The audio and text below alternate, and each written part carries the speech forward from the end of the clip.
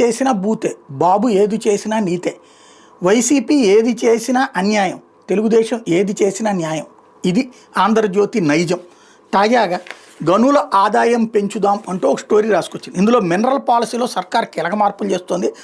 Pending దరఖాస్తులకు 1 time settlement, తగ్గనున్న ఫీజుల భారం, పెరగనున్న lease కాలం, granite lease కాల పరిమితి 20 నుంచి 30 ఏళ్లకు, రోడ్ మెటల్ లీజు 15 నుంచి 30 ఏళ్లకు పెంపు, ఏమైతే అన్ని జిల్లాల్లో సేనరాజ్ కాంట్రాక్ట్ అమలు, జగన్ సర్కార్ పాలసీలో సమూల మార్పులు. ఏముంది ఇంక ఇందులో?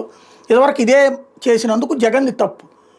జగన్ ఎవరు అధికారంలో ఉంటే వాళ్ళు ఏం చేస్తున్నారు? ఇప్పుడు గనులు అనేటటువంటిది నిజంగా ఎవరు లీజు తీసుకుంటున్నారో వాళ్ళకి దక్కట్లా. ఎవడు పవర్లోకి వస్తే వాడు ఆపేయిస్తాడు ముందు, ఆ తర్వాతన తన పార్టీ వాళ్ళకి ఇచ్చేయమంటాడు.